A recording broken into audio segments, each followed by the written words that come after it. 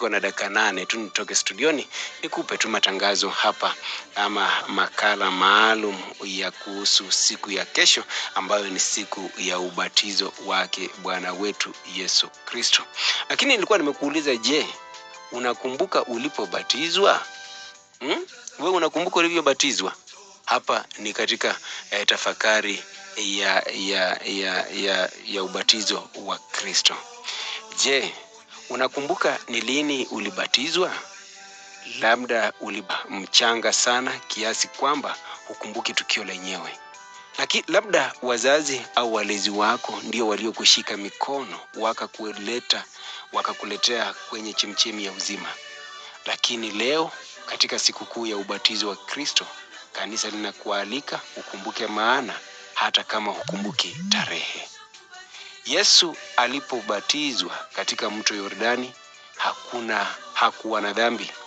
Hakuja kuoshwa bali akaja kututakasa sisi. Alisimama pamoja na wanadamu, akashuka majini, akafungua mbingu na sauti ikasikika, huyu ni mwanangu mpendwa ninayependezwa naye. Hapo utume wake ukaanza hadharani, utume wa upendo, ukweli na wokovu. Kesho ambayo ni Jumapili, tunapoadhimishwa ubatizo wa Kristo, tunakumbushwa kwamba ubatizo wetu wenyewe ni mwanzo wa safari. Ni siku ambayo tulipandikizwa katika Kristo, tukafanywa wana na binti wa Mungu, tukapewa jina jipya, Mkristo. Ubatizo si kumbukumbu tu ya zamani, ni ahadi inayoishi. Je, ubatizo una maana gani kwako leo? Ni mwaliko wa kuishi kama nuru katika giza. Ni wito wa kukataa dhambi na kuchagua haki. Ni agano la kuishi kwa upendo, msamaha na matumaini.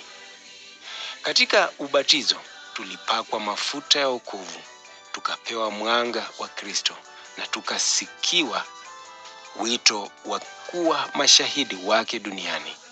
Kila siku ni nafasi ya kuisha ahadi za ubatizo, kuishi kama watu wa amani, kusimama kwa kweli na kutumikiana kwa unyenyekevu. Usiku huu kabla ya kulala, tafakari. Je, ninaishi kama niliyebatizwa? Je, maneno na matendo yangu yanamuonyesha Kristo?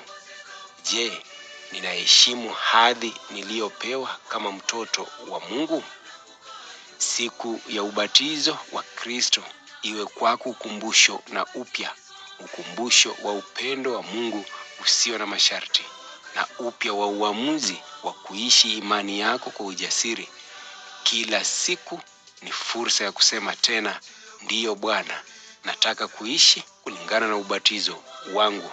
Shukrani na baraka tele mpenzi msikilizaji. Pendezwa naye, ninayependezwa naye.